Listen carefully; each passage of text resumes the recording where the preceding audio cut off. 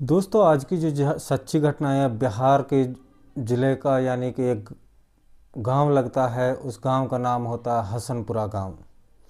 तो हसनपुरा गांव में एक सोहन नाम का जो व्यक्ति यानी लड़का रहता था, और सोहन जो पढ़ाई में काफ़ी अच्छा था, और सोहन अपने घर का इकलौता पुत्र था। और उसके माँ बाप, सोहन यानी 3 लोगों का परिवार होता है। और सोहन जो अपनी पढ़ाई पूरी करने के बाद पटना में एक मल्टीनेशनल कंपनी में एक जॉब करने लग जाता है, जिसमें उनकी काफ़ी अच्छी सैलरी थी, यानी काफ़ी अच्छा जो पैकेज मिला था। सोहन के जो माँ बाप हैं, अब यह लगता कि अब सोहन की जो शादी कर देनी चाहिए, चूँकि जो सोहन की उम्र तकरीबन 30 साल हो चुकी थी। उसके माँ बाप हैं जो शादी के लिए उसकी लड़की है जो ढूंढना चालू कर देते हैं।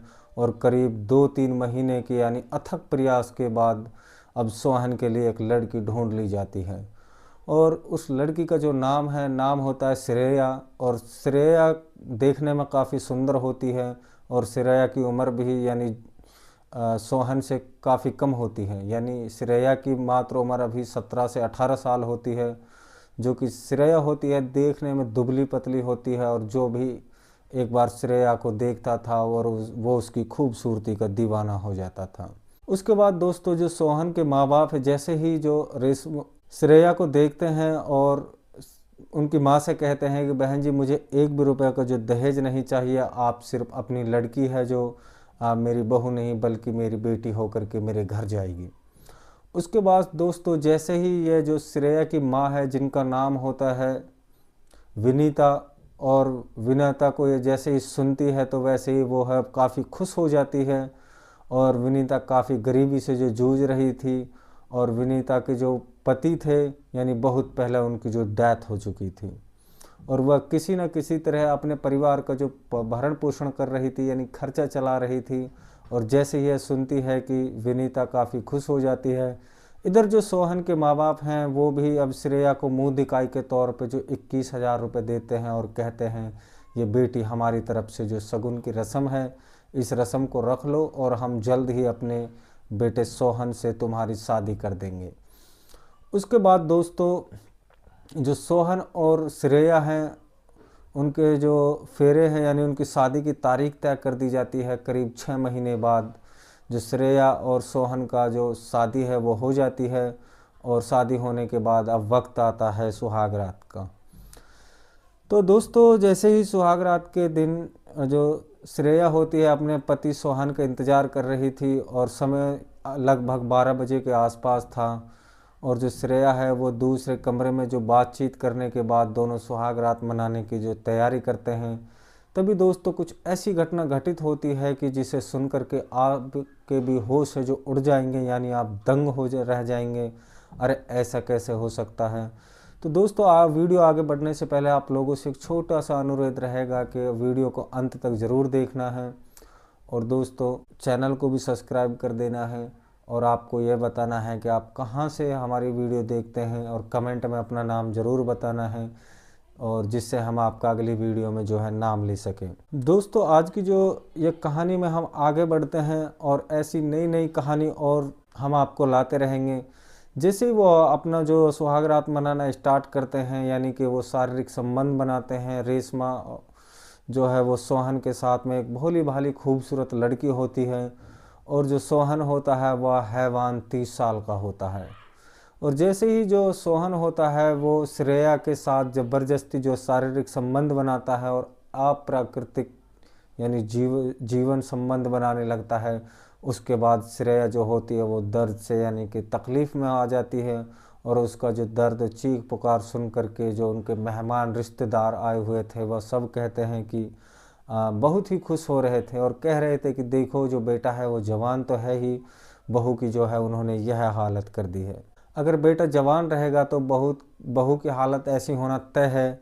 और जो श्रेया होती है वो दर्द से जो है करहा रही होती है, और जो उनका पति होता है सोहन वो रात भर उनके साथ में जो है हैवानियत करता है। अब जो यह है सुहाग रात के नाम पे, और श्रेया जो होती है बार बार उसके पैरों पर गिरती है, और अब बस करो रहने दो, ऐसे कुछ तरह की जो उनसे अप्रोच लगाती है, रिक्वेस्ट करती है। अगले दिन जैसे ही सुबह होती है तो जो श्रेया की माँ होती है वो श्रेया उनकी बेटी के पास फ़ोन करती है, और वह अपनी जो बेटी से उनके हाल चाल पूछने के लिए, तो श्रेया रो रो करके उनको जो रात में उनके साथ में जो घटना घटित हुई थी उसको वो उनको दर्शाती है। तो माँ कहती है कि बेटी परेशान मत हो, एक दो बार ये जो है कि दर्द होता है और उसके बाद में सब ठीक हो जाएगा। अब जैसे ही सुबह फिर जो सोहन होता है वो श्रेया के कमरे में जाता है, तो जो श्रेया होती है वो परेशान होती है, उसको देख करके वो कांपने लग जाती है और वो उनसे रिक्वेस्ट करती है कि आज रहने दो। दोस्तों जो सोहन होता है वो शक्तिवर्धक जो गोलियां हैं वो खा करके अगले दिन जाता है और फिर से जो श्रेया के साथ यानी अप्राकृतिक संबंध बनाता है, जिसे हम यानी कि ज़बरदस्ती वाला संबंध कहेंगे। और इस बार जो श्रेया होती है उनकी हालत है बहुत ही ज़्यादा ख़राब हो जाती है और अगले दिन वो फिर फ़ोन करके कहती है, माँ मुझे यहाँ से ले चलो, इस हैवान को नहीं झेल पाऊँगी। यह इंसान नहीं बल्कि एक दरिंदा है और मेरे बार बार मना करने के बाद भी यह मेरी बातों को नहीं मानता है। इस प्रकार धीरे धीरे जो है 4 से 5 दिन बीत जाते हैं और जो श्रेया की हालत दिन पर दिन जो ख़राब होती चली जाती है। और एक दिन तंग आकर के जो रेशमा है अपनी माँ से कहती है कि अगर तुम मुझे यहाँ से नहीं लेकर जाओगी तो मैं जो है सुसाइड कर लूँगी, यानी आत्महत्या कर लूँगी। इसके बाद दोस्तों जो श्रेया की माँ है विनीता, और वो श्रेया के ससुराल आती है और सोहन के माँ बाप से बात करती है और कहती है कि बेटी को कुछ दिन के लिए मैं घर लेकर जाना चाहती हूँ और अभी इसकी जो उम्र है काफ़ी कम है। इस नाते तो जो सोहन के माँ बाप कहते हैं कि बहन जी आप यही समझ रही हैं, हम भी समझ रहे हैं, 2-4-5 दिन की बात है, दोनों के साथ में जो रिश्ता है वो अच्छा हो जाएगा और परेशान मत होइए। जो श्रेया की माँ होती है विनीता कहती है कि आप परेशान मत होइए, 2-4-5 दिन के बाद में मैं इसे घर ले जाऊंगी और इसके बाद फिर वापस आपके ही घर कर जाऊंगी, तो आपके घर में इसे वापस भेज दूंगी। तो उसके बाद दोस्तों जो सोहन के माँ बाप हैं जो मान जाते हैं और श्रेया को भेज देते हैं उसके मायके। जो श्रेया की माँ जो होती है वह अपनी बेटी श्रेया को लेकर के अपने घर आ जाती है और श्रेया अपने जो मायके आकर के धीरे धीरे उन सारे जो दर्दों से उभर रही होती है और धीरे धीरे करीब जो है कि 1 महीने का वक्त है जो गुजर जाता है। तो 1 महीने के वक्त के बाद में जो सोहन होता है वह फ़ोन पर जो श्रेया से बातों किया करता था, तो एक दिन जो है उन्होंने अपनी पत्नी से जिद करने लगा कि आज तुम्हें घर आना है तो आना है। इधर जो श्रेया होती है वो बार बार मना करती है कि मैं तुम्हारे साथ नहीं जाऊंगी, मैं दूसरी शादी कर लूँगी, लेकिन तुम्हारी जो हैवानियत है यह बर्दाश्त नहीं कर पाऊँगी। लेकिन दोस्तों जो सोहन होता है वो अपने माँ बाप से बात करने के बाद अपनी ससुराल में पहुँच जाता है और अपनी पत्नी से कहता है कि चलो तैयार हो जाओ, मैं तुम्हें लेने आया हूँ। तो उसके बाद दोस्तों जो सोहन होता है उनकी जो सास होती है विनीता, तो उनसे उनकी बातचीत है जो शुरू हो जाती हैं और उस बातों ही बातों में उनकी जो तकरार बढ़ जाता है। तो उनकी सास है जो वो गुस्से में कहती है कि तुम्हारे अंदर कितनी जो मर्दानगी है, आप ऐसा करो कि ये अपनी मर्दानगी तुम मेरे साथ में दिखाओ। वो कहती है कि मेरी जो बेटी है अभी उनकी उम्र बहुत कम है, यानी 16 वर्ष है। तो सोहन कहता है कि मैं आपके साथ में यह रिश्ता कैसे कायम कर सकता हूँ, आप मेरी जो सास लगती हो। तो वह कहती है कि सास नहीं, तुम मेरी बेटी के साथ बहुत बुरी तरह से जो हैवानियत करते हो, तो मर्द हो तो आज तुम मुझे खुश कर दोगे तो मैं अपनी बेटी श्रेया को तुम्हारे साथ विदा करने के लिए तैयार हो जाऊंगी। उसके बाद दोस्तों जो सोहन होता है वो हर हाल में जो श्रेया को अपने घर ले जाने के लिए तैयार था। तो जो सोहन होता है तो वो श्रेया की माँ यानी अपनी सास की बातों पे तैयार हो जाता है और कहता है कि ठीक है, आज रात में आपको जो है खुश कर दूंगा, आप विदा कर देंगी।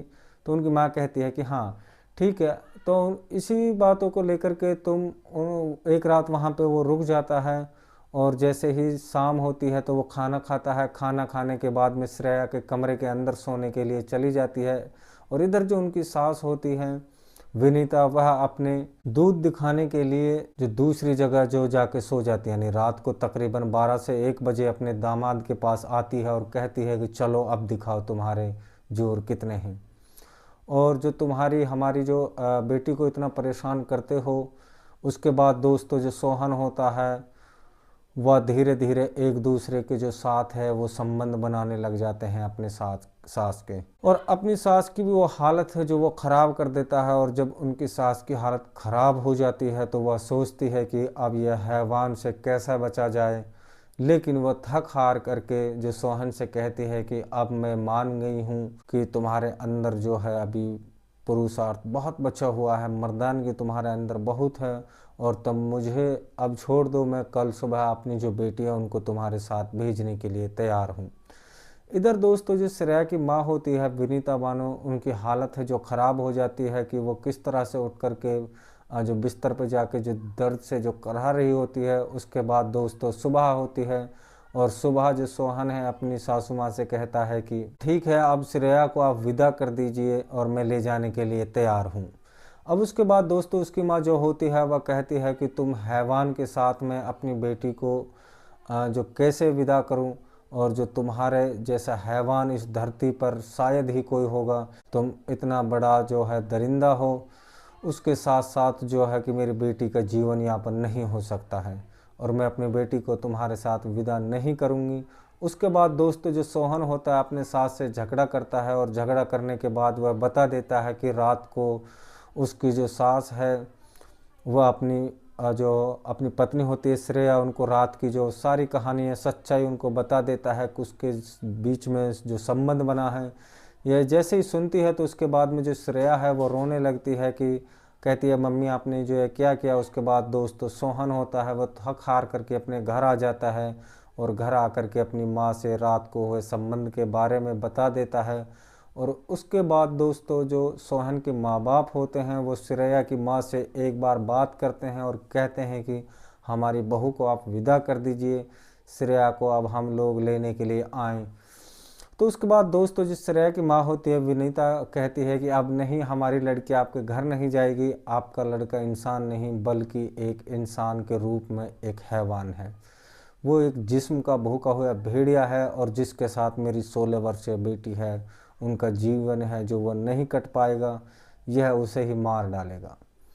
उसके बाद दोस्तों इन दोनों के बीच में काफ़ी टकराहट होती है, और टकराहट होने के बाद 2-4 लोग जो हैं श्रेया के परिवार के सदस्य की तरफ से जो आते हैं, और 2-4 लोग हैं जो सोहन के परिवार के आपस में बैठते हैं और एक पंचायत करते हैं, और उसमें यह निर्णय लेते हैं कि श्रेया है जो अब सोहन के साथ अब नहीं रहेगी, और श्रेया के साथ अब दोनों का जो है डिवोर्स हो जाता है। और डिवोर्स होने के बाद अभी जो है श्रेया की शादी नहीं हुई और सोहन की दूसरी शादी जो कर दी जाती है। तो दोस्तों आज की ये आपको उम्मीद करते हैं कि ये सच्ची घटना आपको अच्छी लगी होगी। अगर ये आपको वीडियो पसंद आई है तो आप यहाँ तक अंत तक वीडियो को हमारी को देखे हैं तो लाजमी से आप वीडियो को लाइक ज़रूर कर देना है, और चैनल को सब्सक्राइब कर देना है। कमेंट में भी बताना है कि आप लोगों को हमारी जो वीडियो है कैसी लगी। दोस्तों आज की वीडियो को करते हैं हम यहीं पे ख़त्म, और आपसे कल फिर मिलते हैं एक नई सच्ची घटना को लेकर के। तब तक के लिए हम लेते हैं आप लोगों से अलविदा।